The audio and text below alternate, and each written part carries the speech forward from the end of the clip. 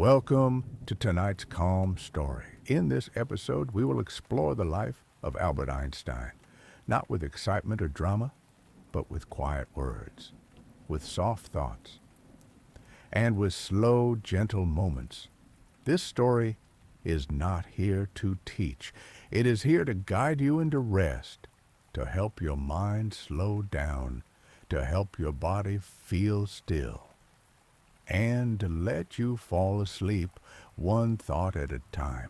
So lie down, close your eyes, let your breathing settle, and let the quiet story begin. Albert Einstein was born on March 14th, 1879. He was born in a small German city called Ulm. Ulm is located in southern Germany near the Danube River. At the time, the town was quiet and peaceful. His parents were named Hermann and Pauline.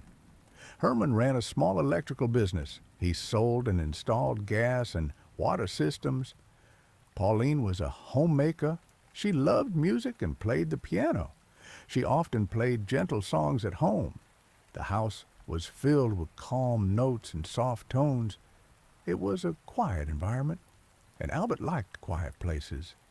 When Albert was a baby, he did not speak early. He was slow to talk. Some people were concerned, but he was simply observing. He liked to watch the world. He watched how people moved. He watched how objects behaved. He watched how light came through the windows. He did not talk much, but he thought deeply. Even as a young child, he liked to think in silence. He asked questions in his head. He did not always need to speak them. His world was full of thought. When he was 5 years old, his father gave him a gift. It was a small silver compass. It had a needle that always pointed north. Albert turned the compass in every direction. Still, the needle returned to the same place. It always pointed in the same way. This made him wonder, why does the needle move? What force tells it where to point? He did not understand it, but he felt something important. It was his first time thinking about forces he could not see. He began to think about the invisible. The compass stayed in his mind. He kept thinking about it, not just for days, but for years. It became a symbol. It made him want to understand how the world works. Not just what we can see, but what we cannot see. He started to think about space. He started to think about energy. He started to think about the deep nature of reality.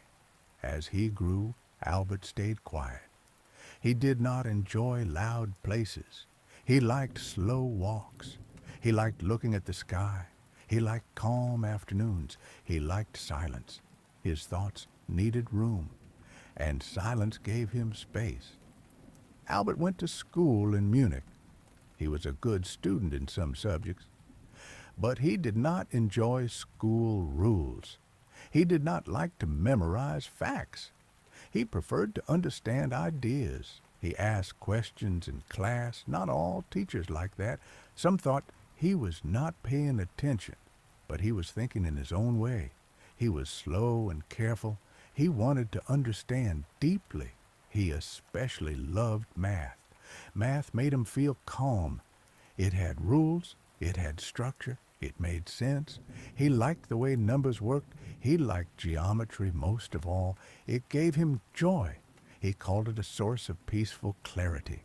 When the world felt messy, geometry felt clean.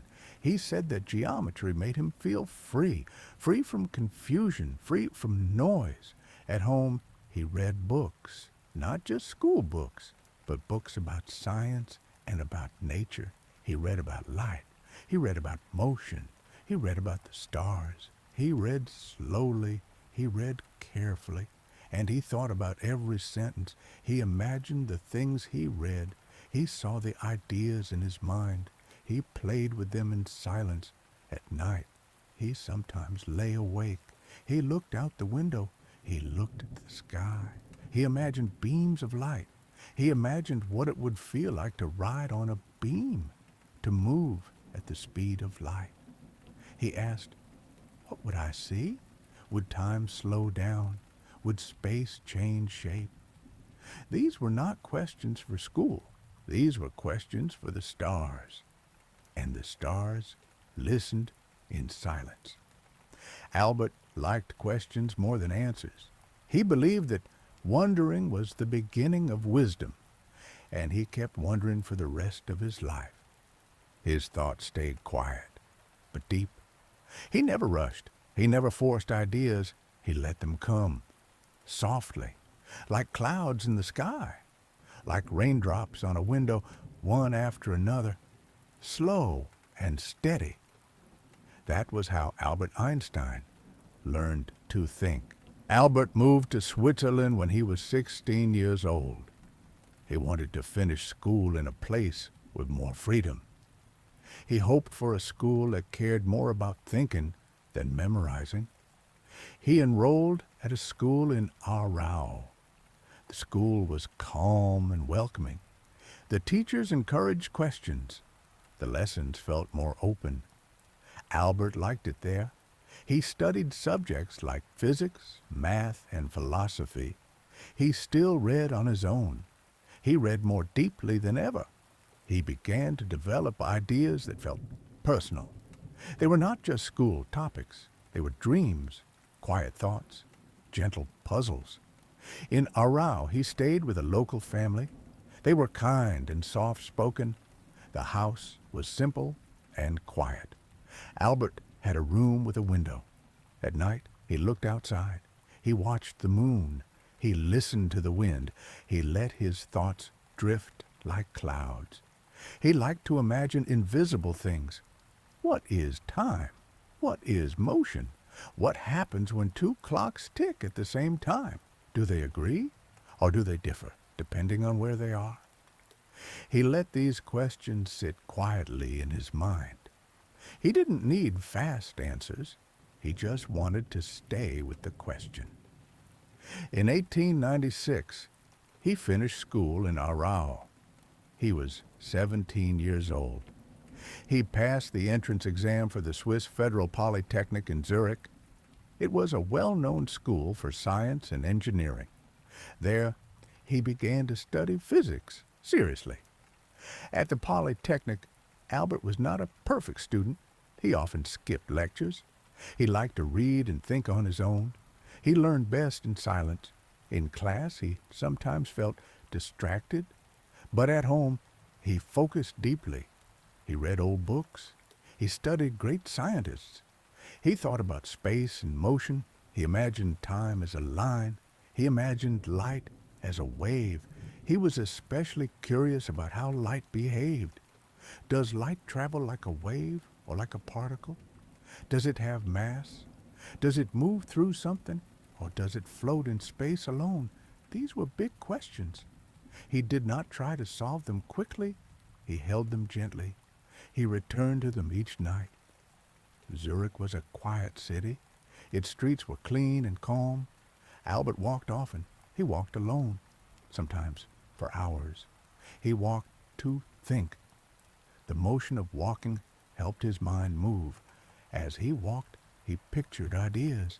He turned them over and over, not to finish them, but to understand them slowly. He had a few close friends. They talked about science and music. They shared dreams of the future. But Albert stayed private. He did not share all his thoughts.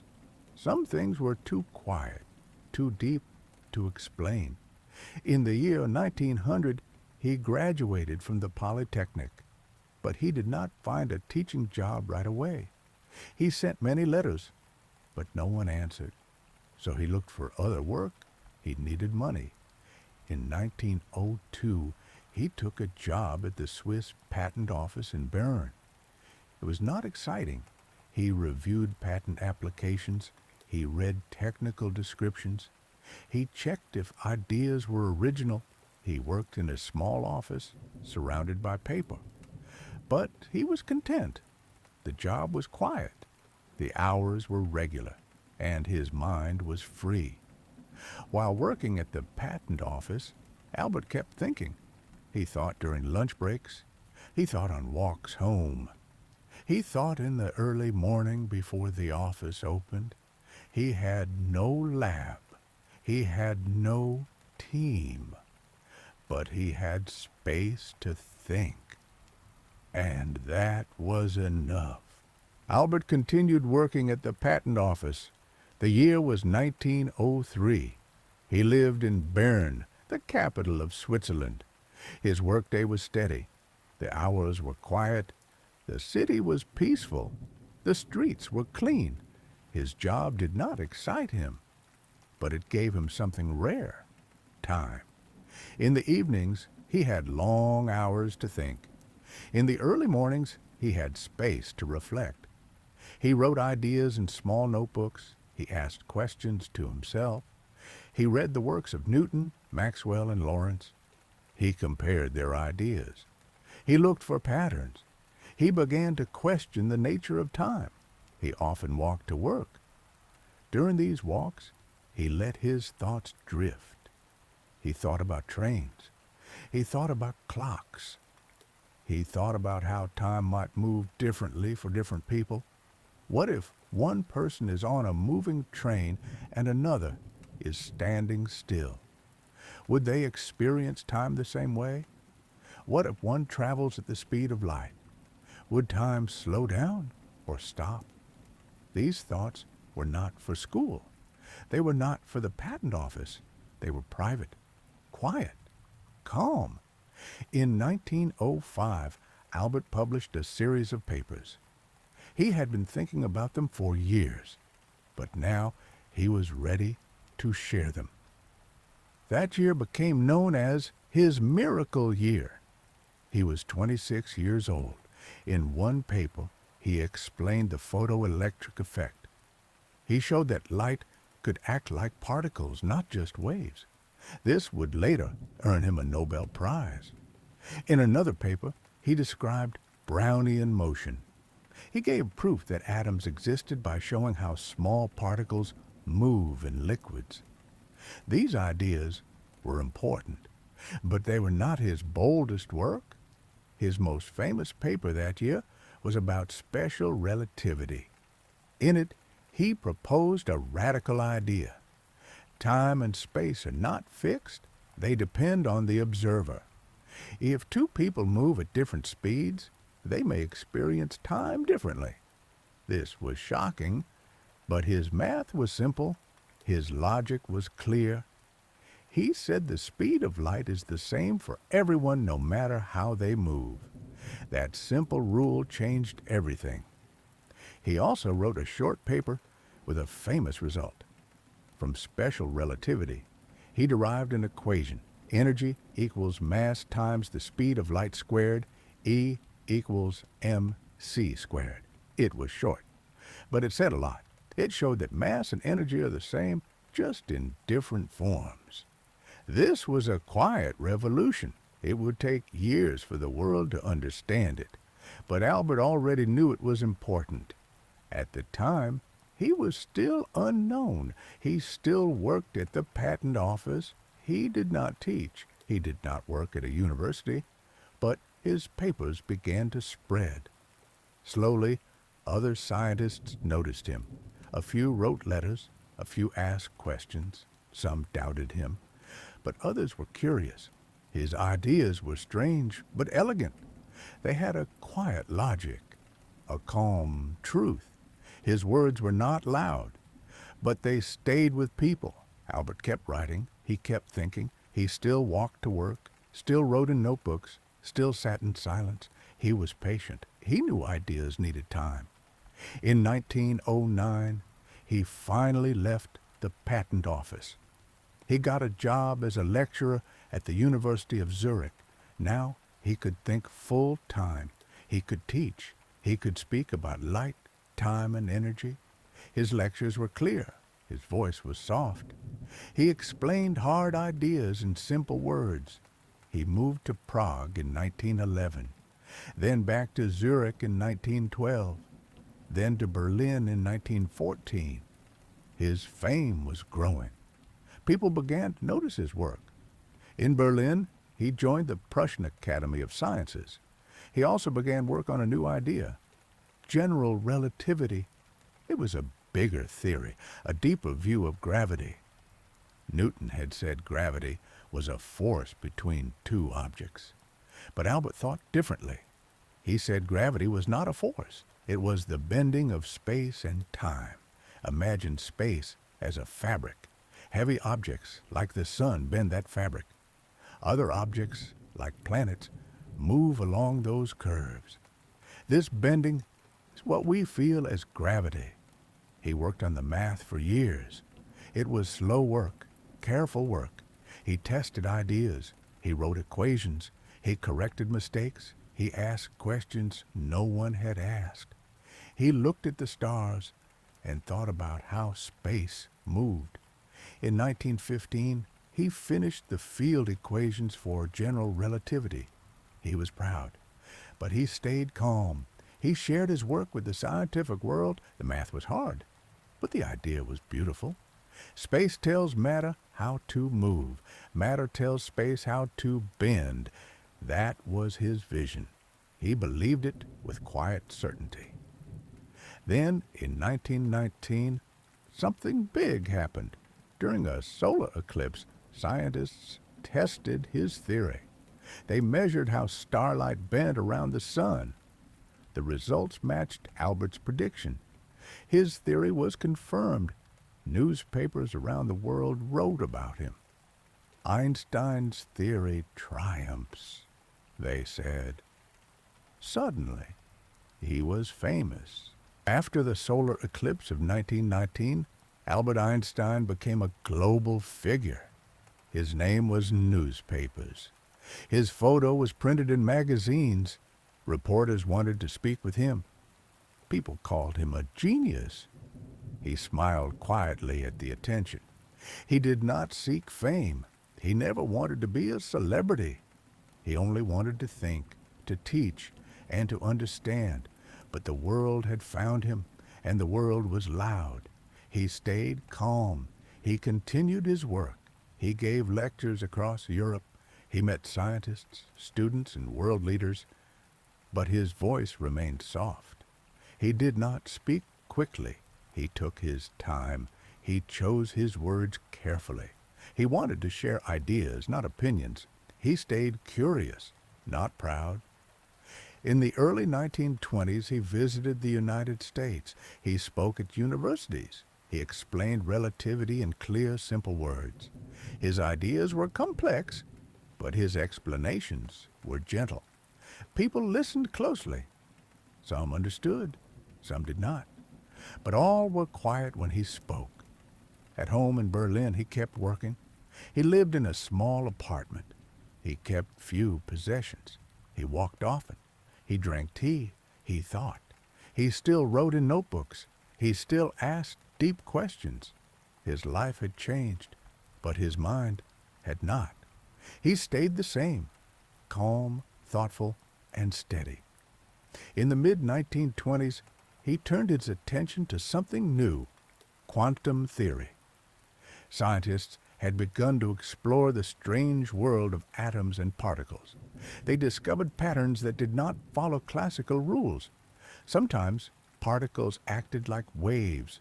Sometimes they seemed to vanish and appear again. It was strange and exciting.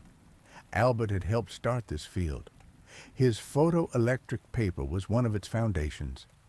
But now, he felt uneasy about where it was going. The new theories were bold. They said nature was random, that particles had no fixed state until observed, that the future could not be predicted, only guessed. Albert did not agree. He said, God does not play dice with the universe. He believed nature was ordered, not random. He searched for a deeper explanation. He respected the work of younger physicists. But he stayed cautious. He asked different questions. He looked for clarity where others saw chaos. In the 1930s, the world changed. In Germany, the political climate grew darker. The rise of the Nazi regime brought fear and danger. Albert was Jewish. He spoke out against hate. He supported peace. He stood for freedom and reason. But Germany no longer felt safe. In 1933, he left. He moved to the United States.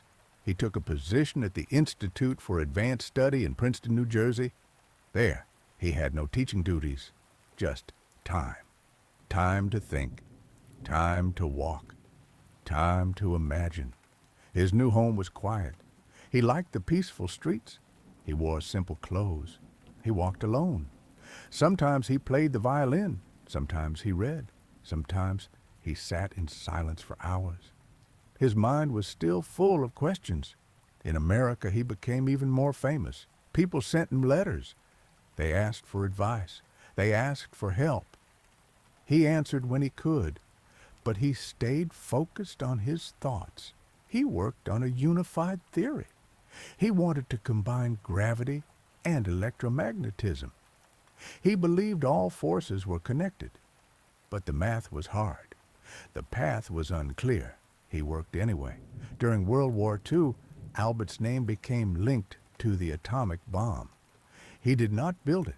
He did not work on it. But in 1939, he signed a letter to President Roosevelt. It warned that Nazi Germany might build a powerful new weapon. The letter led to the Manhattan Project. After the war, Albert felt regret. He spoke against nuclear weapons. He supported peace and cooperation. He said the world must work together, not destroy itself. In his later years, he remained active. He wrote essays. He spoke about science, philosophy, and society. He supported civil rights. He believed in kindness, in thoughtfulness, and in human dignity. He kept searching for unity, both in physics and in people. He never stopped thinking. Even late in life, he still worked, still asked questions, still imagined what others had not imagined. His desk was often messy, his hair was wild, but his thoughts were calm, always calm. In 1955, Albert Einstein passed away. He was 76 years old. He died quietly in Princeton. He had lived a long life of thought, of wonder, and of deep curiosity. He left behind no fortune, no empire, no monument. But he left behind something else, a way of thinking, a way of wondering, a way of seeing the world with quiet awe. His equations live on. His questions live on. His vision lives on. And now, as you breathe slowly and your eyes grow heavy, you may remember his words. The most beautiful experience we can have is the mysterious. So let yourself rest in mystery. Let yourself drift in calm. Let the story fade like starlight at dawn. Even though Albert Einstein became famous, he never let that change his heart. He stayed humble. He stayed quiet. He still preferred walking to driving. He still preferred thinking to speaking. His thoughts remained his favorite place to be. He lived a simple life in Princeton, New Jersey. His home was not large. His desk was full of papers. He often wore the same clothes. He did not like formal events. He did not enjoy being treated like a star. He preferred small moments, like walking in the garden, drinking tea, listening to music. He loved the violin. He had played since childhood. He said it helped him think. He often played softly just for himself, not to perform, but to feel calm. The sound of the strings helped his thoughts move slowly like waves. Playing music and thinking about the universe were, for him, the same kind of peace. Einstein continued to search for answers. He worked on something he called the unified field theory. He believed that all forces in nature must come from one single source: gravity, electricity, magnetism. even the strange forces found in atoms. He wanted to find one idea that connected them all. This was not easy. His equations were long and difficult. The answers did not come quickly, but he didn't mind. He had spent his whole life thinking slowly, letting ideas take their time. He believed truth was patient. He believed questions were beautiful. Not everyone agreed with him. Some scientists said he was out of date, that his ideas no longer matched the new discoveries in physics. But he kept going, quietly, calmly, because that's what he always did. He said, "I have no special talent. I am only passionately curious." To him, that was enough. He received many letters from people all over the world. Students asked for advice. Children sent him drawings. Scientists sent questions. Journalists asked for interviews. He read what he could. He answered when he had time. But most of the time, he preferred to think in silence. He once said that solitude was a gift, that being alone helped him think. And even with the whole world watching, he found ways to stay alone with his thoughts. He walked quietly through town. He sat on park benches. He stared at trees. He looked up at the sky. He listened to nothing, because in nothing he heard the shape of everything. He also thought about the future, not just of science, but of humanity. He believed in peace. He believed in kindness. He believed the world should be led by reason, not fear. After the Second World War, he spoke out often. He warned against hatred, against division, against the use of science for harm. He supported civil rights. He spoke out against racism in the United States. He believed that freedom must belong to everyone or it belongs to no one. He was not a loud voice, but he was a steady one. He said, "Peace cannot be kept by force. It can only be achieved by understanding."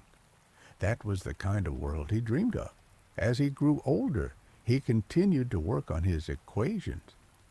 He still searched for unity in the laws of nature, but his body grew weaker. His heart worked harder. In April of 1955, he felt sharp pain. He knew the end was near. He refused surgery. He said he wanted to go naturally, quietly, peacefully. He spent his last hours in the hospital alone, just as he had lived much of his life, alone with his thoughts. A notebook lay near his bed. It was filled with equations. Even then, he was still thinking, still wondering, still imagining. On April 18th, 1955, Albert Einstein passed away. He was 76 years old. His ashes were scattered quietly, without a grave or monument. That's how he wanted it. He believed his ideas were enough, and he was right. His mind gave us new ways to see time, to see space, to see ourselves. His curiosity reminded us that we never have to stop wondering, that questions are not a weakness, they are our beginning. And now, as your body rests and your breath slows down, let your own questions drift gently across your mind, like clouds, like stars, like the quiet thoughts of a quiet man. Sleep well. Each day began slowly and calmly and ended in peaceful contentment. In the morning, Einstein would rise early. He made himself a cup of tea and ate a simple breakfast. In the stillness of the early hours, he slowly flipped through the newspaper. Now and then, he drifted into thought. Everything happened without hurry. These early moments belonged only to him and gave him strength for whatever the day would bring. By late morning, Einstein would walk to his office at the Institute. He walked slowly, enjoying each step. He breathed in the fresh air and settled into his thoughts. Along the way, He would sometimes meet neighbors or colleagues who recognized him. Many greeted the man with the white hair, for in their eyes he had become a symbol of wisdom and hope. Einstein smiled modestly and returned their greetings with a few kind words. Then he continued on his way. This daily walk did him good. As he moved, his mind became free. With each step, his thoughts would clear. By the time he reached the institute, he felt awake and ready to work. In his office, Einstein worked with quiet focus. The room was simple and silent. On the desk lay notes and books. Equations were written across blackboards on the wall. For hours he sat and worked through mathematical problems. He often thought about an unresolved question, his final great scientific goal. He hoped to find a theory that united all the forces of nature. Patiently, he tested each idea. Sometimes he would close his eyes and listen to the silence. In these moments, a new thought would take shape, and he would write it down. The morning passed in quiet concentration.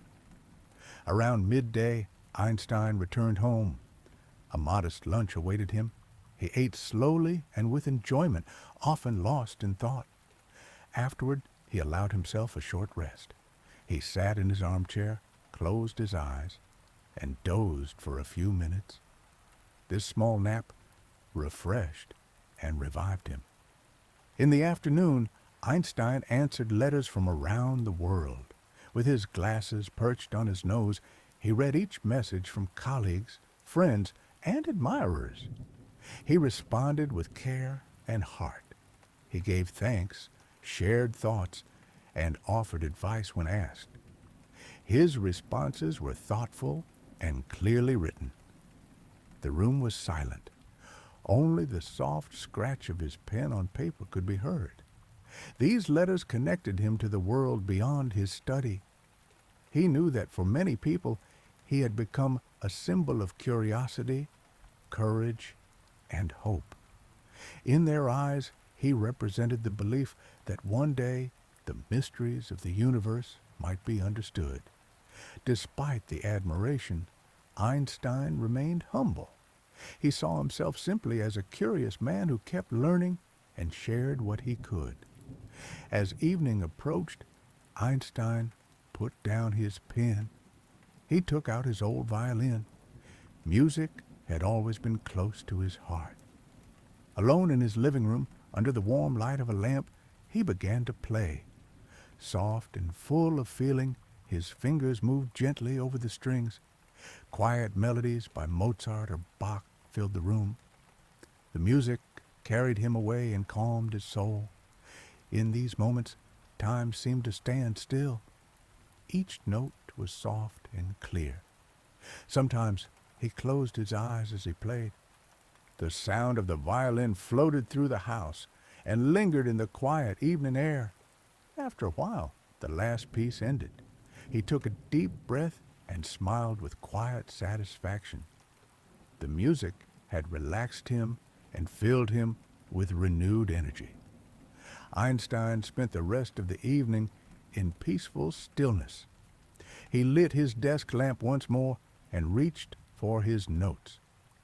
In the muted silence of night, he continued thinking about the great questions of physics. The idea of unified forces would not leave him. Even now, late into the night, he reviewed his equations in his mind. Carefully, he considered each idea. Although this final riddle remained unsolved, Einstein felt no restlessness. He believed that with each thought, he came a little closer to the answer. The world around him was dark and quiet. Through the window, he could see the clear night sky above Princeton. The distant stars shimmered peacefully. As he gazed into that sea of light, he felt connected to something greater. That thought brought him comfort and inspiration. He smiled quietly to himself. Contentment filled him. His day came to a harmonious end. With each soft chime of the clock, more calm settled in. At last, Einstein put down his pen and gently gathered his papers. The final thoughts of the day lingered gently in his mind. He was deeply thankful for this peaceful day. In his heart, there was calm, while outside, the night stood watch. The night in Princeton is quiet. The streets are empty. The windows are dark. Only in one house, a soft light still glows behind the curtains. It is late, but Einstein has not yet gone to bed. He sits at his desk, his back slightly curved, his face calm and thoughtful. In front of him are pages filled with formulas, diagrams, and sketches. He reads slowly, line by line, thought by thought. Ideas drift through his mind like a gentle river, not loud, not rushed, just present, just flowing. He is not working for recognition. There is no pressure, no deadline, no test to pass. He is simply returning to the same question again and again, a question that has followed him for years. Could there be one principle behind all of nature, a final equation to unite gravity, light, time, and space into one shared truth? He believes it might exist, maybe not as a perfect formula, but as an idea, a structure behind all structures, a rhythm behind all rhythms. He calls it the unified field. Many scientists have moved on, but Einstein remains gently persistent, quietly searching, calmly waiting. His pen glides across the page. He changes a symbol, adjusts a term, draws a small circle around a number, not because he made a mistake, but because he saw a new path. That's how he works, not in straight lines, but in wandering spirals, like a thinker on a long walk through the fog, step by step, without force, without fear, just following where thought leads. In one of the drawers beside him lie old photographs. Some are faded, others are torn at the edges. He opens the drawer now and then, not often, but tonight he does. One picture shows his family, his sister, his first wife Mileva, his sons. He holds the photo quietly, studying the faces without words. He doesn't feel sorrow. He feels time.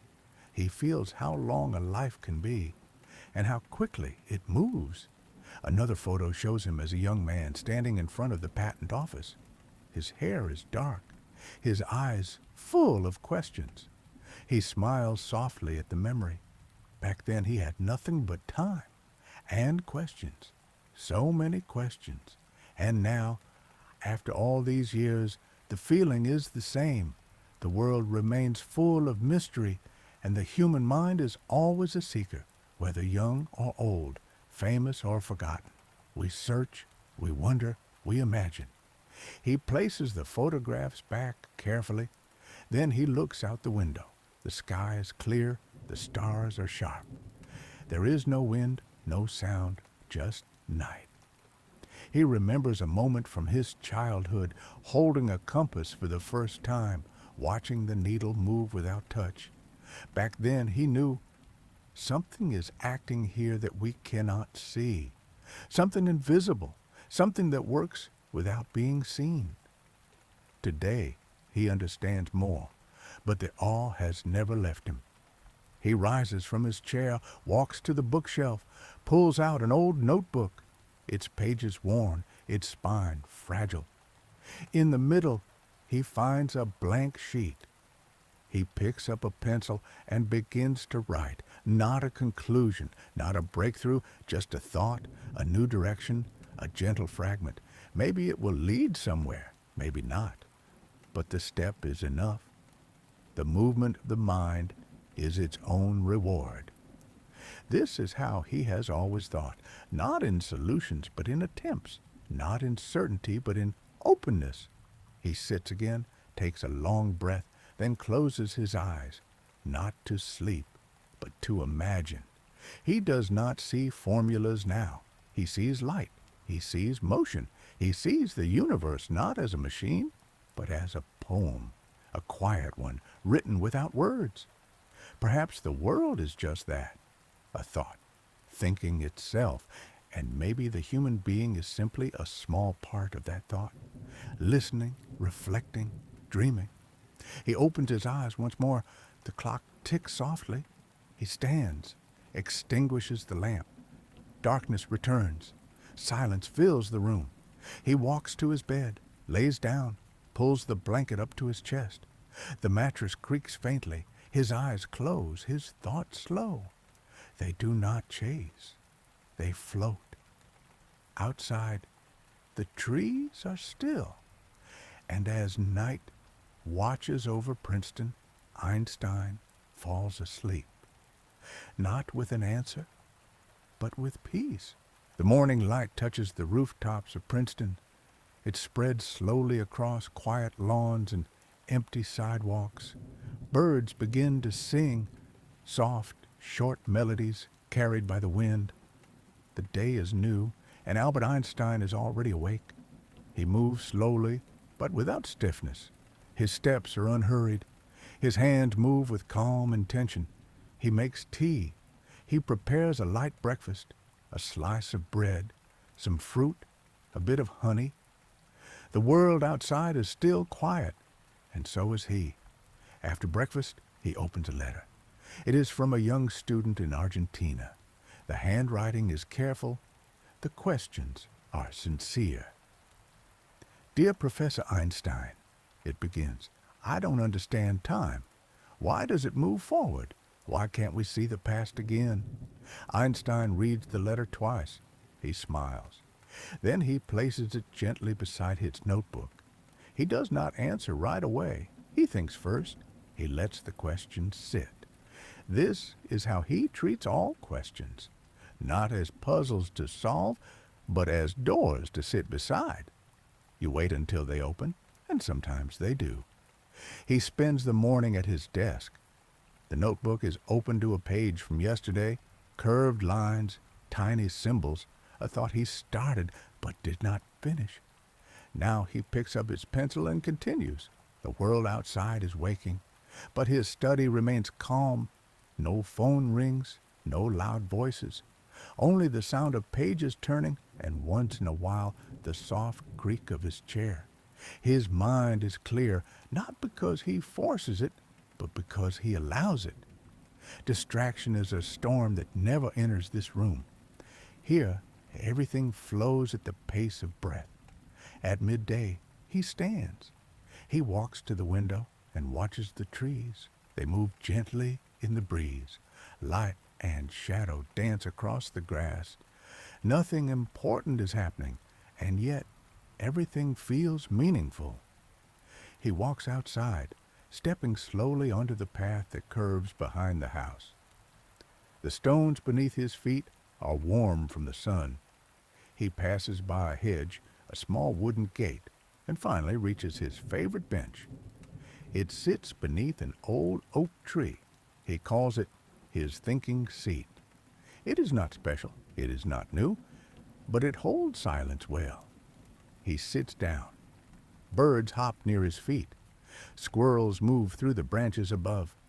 The wind touches his face like an old friend, and he lets his thoughts drift. He does not try to control them. He watches them come and go. Sometimes they are about physics, sometimes about music, sometimes about nothing at all. He remembers walking in the Alps as a young man, the cold air, the crunch of snow, the wide, echoing skies. He remembers asking himself, why does light always move at the same speed? Why does time slow when you chase it? He didn't know the answers then, but he kept asking. That was always enough. After some time, he stands again. His body is slower now, but his mind remains light. He returns home and prepares a simple lunch, a bit of cheese, bread, a boiled egg. He eats slowly, with gratitude. He doesn't rush through meals. He once said, food is the silent music of the body. Later, in the early afternoon, he writes a reply to the student from Argentina. He begins softly. Dear young friend, time is not what it seems. It stretches, it bends, It dances with space. But your real question is more beautiful than physics. You are asking why we cannot return. And I think because we are meant to move forward, even when we don't understand it yet. He finishes the letter with warmth and clarity. No complicated terms, no formulas, just thoughtfulness. And then he seals the envelope. That evening, he reads from a small book of poetry. It is worn from years of turning. He reads slowly, not for meaning, but for rhythm. He finds peace in the way words fall, not what they say, but how they rest. The room is quiet again. Shadows stretch along the walls. The day is folding itself into night. He stands, stretches, and walks to the violin in the corner. He picks it up, tunes it gently, and lets the first note fall into the silence. A soft note, almost shy. Then another, and another. He plays without music, without structure, only feeling, only the kind of sound that floats between thought and dream. Time passes, but he doesn't count it. Eventually, the music fades. He lowers the violin and breathes in deeply. Then, once again, he returns to his desk. One more idea has arrived. Not a solution, but a new shape, a new question. He writes it down. And outside, the wind carries the sound of leaves through the sleeping streets of Princeton. Night returns again, just as it always does, without rush, without noise. It doesn't arrive like a curtain falling. It slips in gently, like a breath held in the air. The sky above Princeton fades to soft blue, then to gray, then to black. One by one the stars reappear, each one blinking silently into view. And in a quiet house on Mercer Street, Albert Einstein prepares for sleep. But before the bed, there is always one more hour, one more pause, one more soft return to the questions that have followed him for decades. He sits again at his desk. The lamp glows beside him, casting warm circles of light onto the paper. The pages in front of him are filled with ink, curves, variables, unfinished proofs, a lifetime of wondering. He reads them not as a scientist checking his work, but like an old traveler rereading letters from far-off lands. Each formula, a path once walked, each diagram, a memory of direction. He picks up his pen, but not to finish anything. He knows there is no final page, only continuation, only movement. He draws a shape, not a standard one, something between a spiral and a wave. He labels it softly, but says nothing aloud. Some part of him knows this may never be understood, not by him, not even by the next generation. But that's not the point. The point is to look, to listen, to try. He pauses. His hand rests beside the page. He gazes at the quiet flicker of the lamp. In his mind, he hears a memory, the voice of his mother reading aloud when he was a child. Stories of explorers, poets, dreamers. He remembers the sound of her voice, not the words. It was the rhythm that stayed with him. He once said, "Imagination is more important than knowledge." And he meant it, because knowledge defines what we already know, but imagination touches what we do not yet understand. As the hour drifts by, he lays the pen down and walks to the window. The stars are still there. He studies them quietly. There are no answers written in the sky, but there is calm, there is vastness, and there is time. He thinks about time often, not the kind that ticks or chimes, but the kind that stretches and bends, the kind that connects the heartbeat of galaxies to the breath of a single person fallen asleep. He believes time isn't something we walk through, but something that lives inside of us, shaped by motion, bent by memory, colored by emotion. He closes the curtain, returns to his chair, and picks up a book from the shelf. It's old, and its spine is worn. He's read it before, many times. It's a collection of letters between two friends, written over the course of many years. As he reads, he smiles gently at the quiet honesty of their words. The letters speak not about great discoveries, but about gardens, music, weather, grief, and laughter. The everyday things, the real things. Einstein reads slowly, not to finish the book, but to sit inside it, to remember that while science explores the laws of the universe, friendship explores the space between people, and both are full of wonder. Eventually, he closes the book, lays it gently on the table, and sits back. Outside, the night deepens. The wind brushes softly against the window pane. A branch taps the glass like a gentle knock. Somewhere in the distance, a dog barks once, then falls quiet again. Inside, all is still. He rises, moves to the small sink, and washes his hands with cool water, not out of need, but out of ritual, the way one closes a day with care. Then he changes into his night clothes, folds his daytime shirt neatly, and sets it aside. Before lying down, he turns once more to the desk. He looks at the page with a spiral wave. He does not speak. He does not touch it, but he nods, softly, as if saying, "I'll return tomorrow." He turns out the lamp. The room becomes a space of shadows, shapes of books, the soft edge of a chair, the outline of the violin on the wall. He steps into bed, pulls the blanket up, and lays his head on the pillow.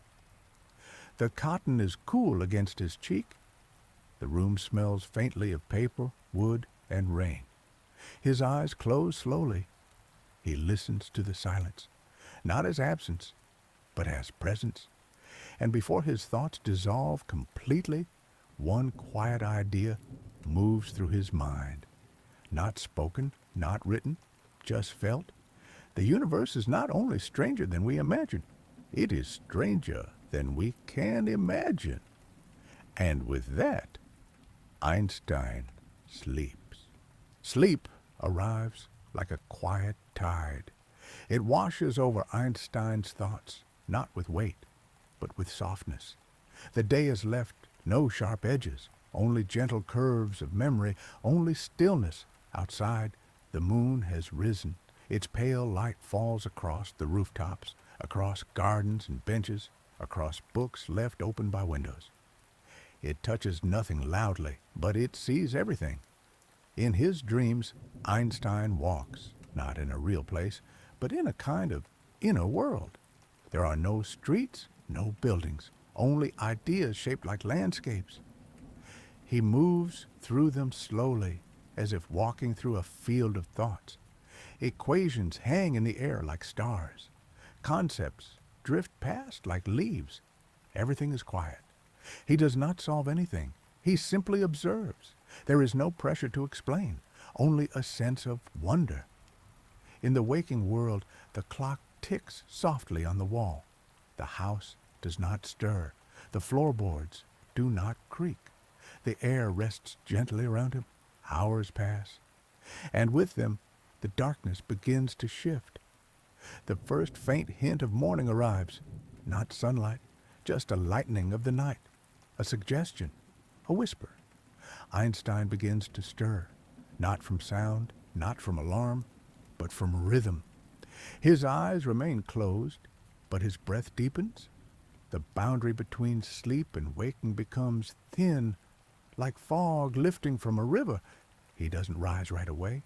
Instead, he lingers in that in-between space, a place where thoughts are still light and time has no edge. He reflects without effort. He thinks of old friends, of letters exchanged over decades, of faces he hasn't seen in years, but which still live clearly in memory. He remembers Marcel Grossman, who gave him the mathematical tools for general relativity. He remembers Michel Besso, the friend he once told, When I die, I will go first, but you'll follow soon, and then we'll continue discussing things just as we always have. These memories don't bring sorrow, only a quiet smile, only warmth. He opens his eyes. Outside, the sky is turning blue, slowly washing away the stars. He sits up. His bones move with age, but they do not complain. They are steady, like everything else in him. He walks slowly to the kitchen. The floor is cool. The kettle clicks gently as it begins to heat. Steam rises. The smell of tea fills the room. He carries the cup to the table by the window. The light is soft, not full daylight, but close. He watches the neighborhood begin to stir.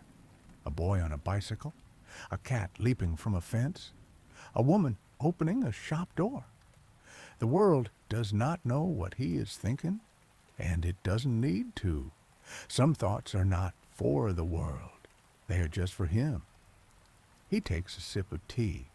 It is warm. It is enough. He reaches for his notebook, the one he had left on the desk the night before. He flips to the page with the strange spiral. He looks at it for a long time. Then, without hesitation, he draws a single line through its center, not to cross it out, but to connect it. Something has shifted, not in the world, in him. It's not clarity. It's not an answer. It's just a sense of peace. And sometimes that is all a thought needs. He closes the notebook. He does not need to write more, not today. The morning grows brighter. A bird lands on the windowsill. It tilts its head, then flies away. Einstein smiles again. The day ahead will be simple, but the mind inside him, it will keep listening, not only to the universe, but to something deeper, something still, something timeless. The day unfolds without announcement. There is no rush, no clamor, only the steady rhythm of being. Einstein steps outside after breakfast. The path in his garden is damp from the night's dew. Tiny droplets glisten on the grass like scattered stars. He moves slowly, hands behind his back, eyes wandering from leaf to cloud to branch. His body walks, but his mind floats freely. He pauses by a low stone wall where moss has begun to grow. There he crouches down, touches the soft green surface with gentle fingers. Even here, he whispers to himself, life finds a way to build. That thought stays with him, not just about moss, but about ideas, relationships, truths. Everything, when given time and silence, can grow. Later, he returns indoors and finds an envelope on the table, a new letter. This one is from a girl in Sweden. She is 12. She has drawn a picture of the moon, and underneath, in large letters written, Mr. Einstein, do you ever feel small? He smiles as he reads, and then he says quietly, yes, often, but it doesn't scare me. He sits down to reply. Dear young friend, he begins, yes, I do feel small, but being small is not the same as being unimportant. Even the smallest creature can cause ripples. Even the quietest voice can carry far. The universe is vast, but so is the mind that wonders about it. He sets the letter aside. Another thought arrives, not sparked by theory, but by her question. What does it mean to matter, to live, to think, to search? He takes out a new sheet of paper, but instead of formulas, he writes a simple sentence. What if the universe is not a machine, but a melody? He stares at the words. They feel right. Not scientifically, but humanly. He places the paper in a drawer, not to publish, but to keep. The afternoon sun casts slow-moving light across the room. Dust floats in golden beams. Time stretches. Thoughts drift in and out. No conclusions are drawn, and none are needed. In the quiet, Einstein returns to music. Not a violin today, but an old phonograph tucked in the corner. He places a record on the turntable. Debussy. The needle lands with a soft crackle. Then, piano. It begins like a question, rising, falling, barely touching the air. Einstein closes his eyes. The music isn't background. It's a language, one without words yet full of meaning. He sits without moving, letting the notes pass through him like wind through leaves. The record ends. Silence returns, but it doesn't feel empty. It feels full. He rises, returns to his desk, and opens one of his earliest notebooks.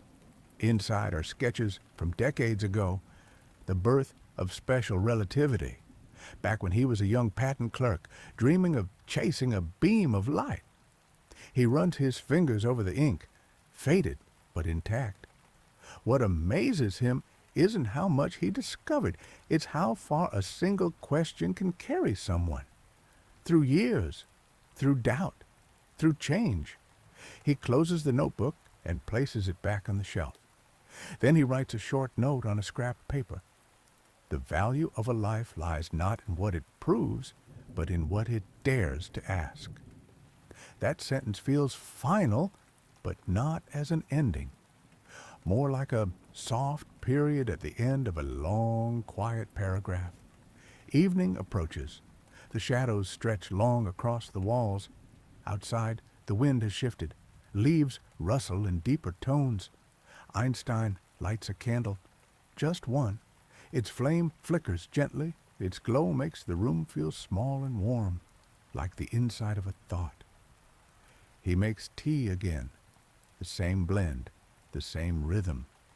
He drinks slowly. Then, with the candle beside him, he returns once more to his seat, folds his hands in his lap, and simply breathes. Nothing left to chase, nothing left undone.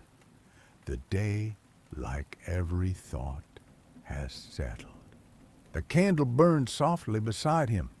Its light wavers with each breath in the room but never fades. It glows like a thought that stays, even when everything else grows still. Einstein remains seated. His body is quiet, his mind calm but open. He listens to the faint ticking of the clock on the shelf. Each second, a reminder, not of time passing, but of presence. This moment, right now, nothing more. Outside, night has fallen completely. The world has dimmed to blue and black and silver, but inside, all is gold. He watches the candle. It reminds him of something he once read, a line from a philosopher. A single flame defeats the dark, not with violence, but with being. That resonates with him, not just because it's beautiful, but because it's true. Truth, he's learned, isn't always complex. Sometimes it is soft. Sometimes it is simple. He thinks about his early days again, about that time in the patent office. Endless pages, endless stamps, the mechanical rhythm of approval and rejection. But in between, in the quiet, he was dreaming. He remembers scribbling equations on the margins of documents, lost in thought, imagining trains and clocks and beams of light. No one knew then, not even he, that one day those sketches would change how we understand time and space. But it didn't begin with ambition. It began with curiosity, with wonder. Even now, all these years later, he believes that wonder is the most powerful force there is, stronger than gravity, more persistent than energy. Wonder asks, and asking changes everything. He stands. The candle flickers. His steps are slow as he moves to the bookshelf. He selects a slim volume, not science, but letters from Beethoven. He reads one. Music, it says, is the mediator between the spiritual and the sensual life. Einstein smiles. He has always felt that. For him, music is not escape. It is understanding, not logic, but clarity. He sets the book down and walks to the window. The glass is cool beneath his hand. The night is still. He remembers a conversation he once had long ago in Berlin. A young man had asked him, "What should I do with my life?" Einstein had paused, then said quietly, "Love the questions. Let them lead you. The answers will come, but not all at once." He still believes this, even now, especially now. He returns to the table, sits down again, and lets his gaze wander. The candle burns lower. Its wax pools at the base. Its flame leans slightly, but it is steady. He opens a small notebook, one he uses only for personal thoughts. Not theories, not proofs, just reflections. Tonight, he writes, "I am not trying to understand everything anymore. I am learning how to rest inside the mystery." He pauses, then adds, "That, too, is a kind of knowing." He sets the pen down, and for a long moment does nothing. There is no need to fill the silence. It is already full. He thinks about the moon again, its quiet movement through the sky, how it never hurries, never argues, just shines. He thinks about the child in Sweden, the student in Argentina, all the people who have written asking about time, about truth, about meaning. He does not see himself as a man with answers. He sees himself as someone who listens to the stars, to numbers, to music, to the quiet voice inside. He blows out the candle. Its smoke rises gently, spiraling upward, then dissolving into the air. Darkness returns, but it is not empty. It is peaceful. Einstein stands. He feels the floor beneath his feet. He walks slowly to the bed, lays down once more. The pillow greets him like an old friend. He pulls the blanket over his chest. No dreams yet. No thoughts now. Only breath and rest. The room is dark now. No lamps, no candlelight. Just the soft hush of night settled across every surface like a blanket. Outside, the stars watch silently. They do not blink. They do not judge. They simply shine, as they have always done, as they always will. Einstein lies still, not asleep, not fully awake. His body rests, but his mind drifts lightly through memory. There is no tension, no weight of expectation, just gentle wandering. He thinks back to a river he once stood beside years ago, when he was very young. The water had moved so slowly it seemed almost frozen. He had dropped a small pebble into the current. It vanished without a sound. But for a moment, concentric ripples had spread in perfect circles, fading into the world around them. That image remains. He remembers thinking, a single act, even the smallest one, changes everything, not in loud, visible ways, but quietly, persistently, like gravity, like love, like thought. Einstein breathes deeply. His chest rises, then falls. Again. The house around him makes no noise. The books on the shelves sleep in silence. Even the violin rests, its strings slack, its bow motionless. Yet everything feels alive, not with motion, but with meaning. He has never been afraid of death, not because he wished for it, but because he understood it. He once said, "It is the next great mystery." And mysteries he always welcomed. He never imagined heaven as a place in the sky. To him, heaven was understanding, a moment of clarity, a feeling of connection, a soft yes after a lifetime of questions. He has known grief, he has known regret. But more than anything, he has known wonder. And wonder, he believes, makes every life a universe. His eyes remain closed, but behind them images continue.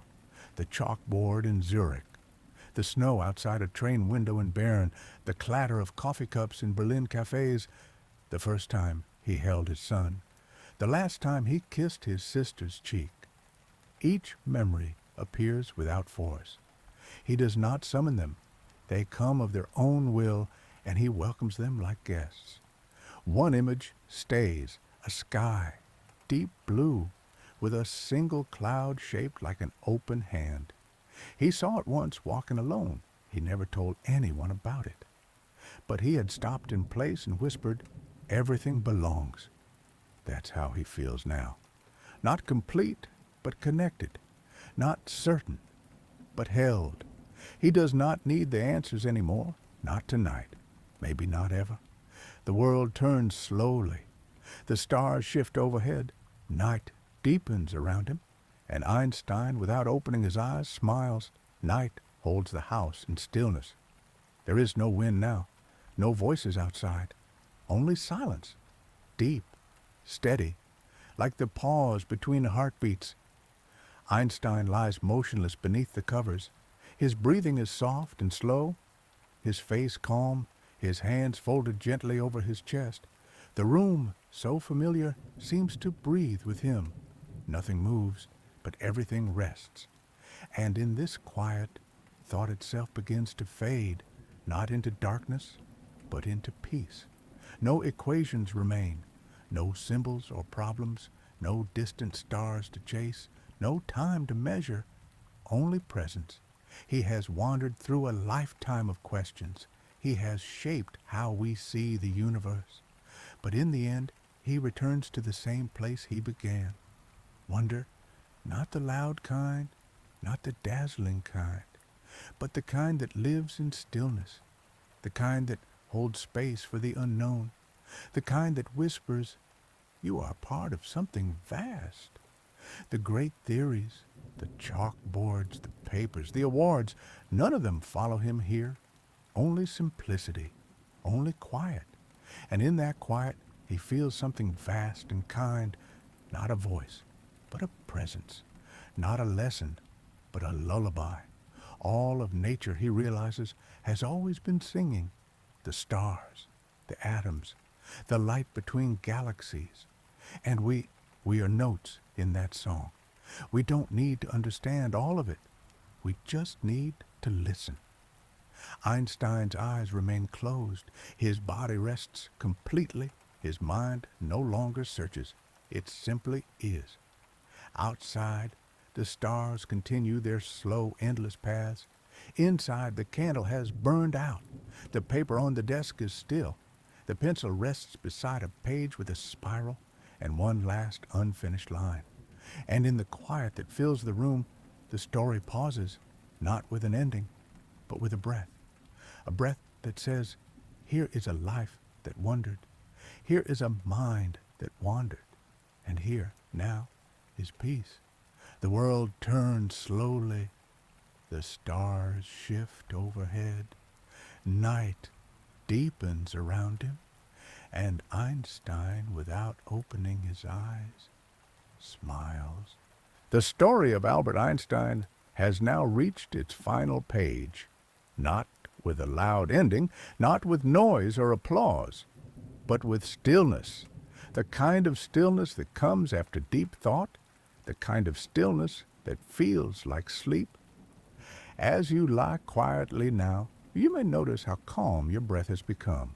In, outside, soft and slow, like the rhythm of a quiet walk, like footsteps on an empty road. The story may be over, but the feeling remains. A feeling of curiosity, a feeling of quiet wonder. Einstein's story was not about fame. It was not about power. It was not about having all the answers. It was about loving the question, loving the mystery, and loving the long, patient path of discovery. He showed us that it is okay to move slowly, that thinking deeply takes time, that silence is not empty. It is full of thought. He reminded us that the universe is not only around us, it is also inside us, in every thought, in every dream, in every moment of calm. Now, as the story fades, you are left with nothing to hold, no test to pass, no lesson to memorize, only rest, only quiet, Only the gentle silence where sleep begins. Let yourself drift now. Let the sound of the voice dissolve. Let the story become soft, like fog in the morning, like snow falling without a sound. Let your body sink into the bed. Let your arms become heavy. Let your thoughts become light. There is nothing you need to do, no place you need to be, no question you need to answer. Einstein once said, "The most beautiful thing we can experience is the mysterious. It is the source of all true art and all science." Tonight, you have experienced a part of that mystery, not with a lecture, not with numbers, but with story, with slowness, with breath. You have traveled across time, from a small town in Germany to a quiet desk in Princeton. You have seen how a curious mind becomes a gentle light in the world. That light does not fade. It moves from one thought to another, from one person to another, from this story into your dreams. So now, let go of the voice, let go of the world, and let sleep come slowly, gently, quietly. Good night.